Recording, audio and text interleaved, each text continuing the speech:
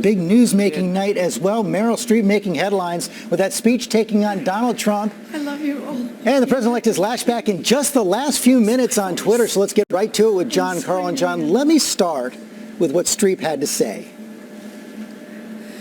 I've lost this year that stunned me. It sank its hooks in my heart. Not because it was good. There was nothing good about it. But it was effective and it did its job. It was that moment when the person asking to sit in the most respected seat in our country imitated a disabled reporter, someone he outranked in privilege, power, and the capacity to fight back. And John Carl, the president-elect, up early on Twitter. He sure is going to war with Hollywood's most celebrated actress.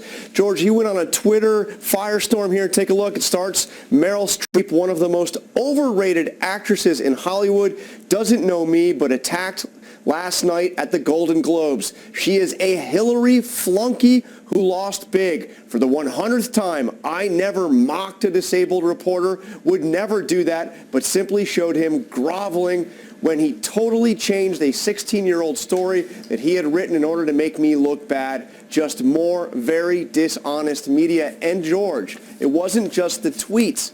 Sometime overnight, Trump actually interviewed with the New York Times, a short interview making pretty much the exact same points, that he never mocked a disabled reporter, he says, and saying that Meryl Streep is basically just a Hillary flunky. And he's calling out, he's saying this is an example of the dishonest media. So what we're going to do right now is actually show one of those times that Donald Trump engaged in this behavior. We're going to show you the speech right now. And now the poor guy, you got to see this guy. Oh, I don't know what I said. I don't remember.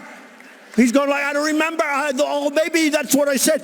This is 14 years ago. They didn't do a retraction. So, John, we should tell our viewers who this reporter is. Serge Kovaleski, the New York Times. Yes, Serge Kovaleski, the New York Times, he has a condition that limits the movement in his joints. That was seen very clearly by most people as an effort to mock the way he appeared. Trump, from the start, denied he was doing that. This all goes back to a story, by the way, about whether or not there were Muslims cheering in New Jersey following the attacks on September 11th. Kovaleski had a story that Trump said proved that point. Kovaleski said that his story did no such thing. Okay, John Carl, thanks very much. It was quite a moment last night. Even though she never said his name, Trump's name, you knew exactly who she was talking about.